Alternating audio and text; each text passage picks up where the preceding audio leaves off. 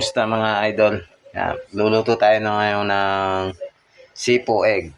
Yan, itong mga itlog ng pugo. Yan. Tsaka yan, mga sangkap niya, mga lahok niya. Nalagyan natin ng garas mga idol.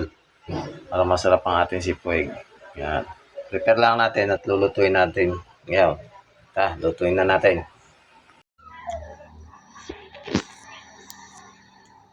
Painit muna tayo mantika mga idol. Kunti lang. Yan. Gisa na natin ang bawang at sibuyas.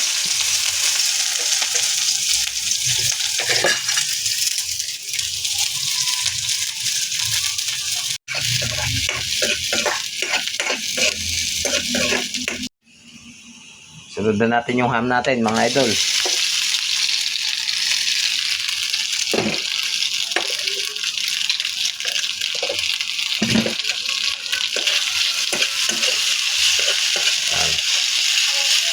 Sarap nito mga idol, ng sipo egg ang tawagin.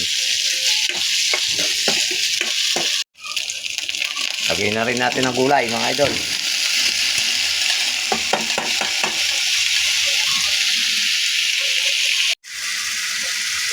Lagyan lang natin ng konting tubig mga idol.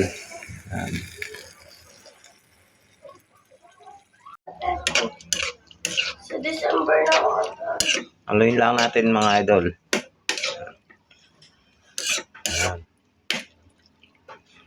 Sarap niyan idol.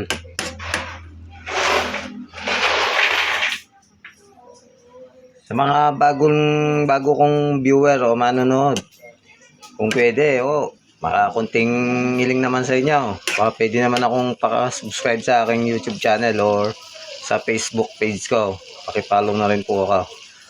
At para naman po gumaan-gumaan ang aking pagluluto. Pinaka-experience ko po kayo sa pagluluto para maalaman nyo kung paano ko magluluto ng iba't ibang ulam. Okay. Napakasimpleng gawin lang nitong sipo egg to mga idol. Yan. Yan. Sasangkapan na natin siya idol. Lagyan na natin ng magic. Yan. Para tumamis. Sumarap. Lagyan din natin ng MSG. Kunti lang. Paminta. At syempre ang asin. Yan lang natin ng kunti. Maya mga idol, lalagyan na natin yung gatas. Para maglasa ng ating sipo egg. Paigan lang natin konti kasi madaming sabaw. Kasi pag maraming sabaw, hindi pangit ang lasa pag maraming sabaw. Kailangan ng konti lang. Yung pinakasabaw natin mga idol, yung gatas. Ayan, lagay na natin yung gatas mga idol. Para masarap ang ating sipo egg.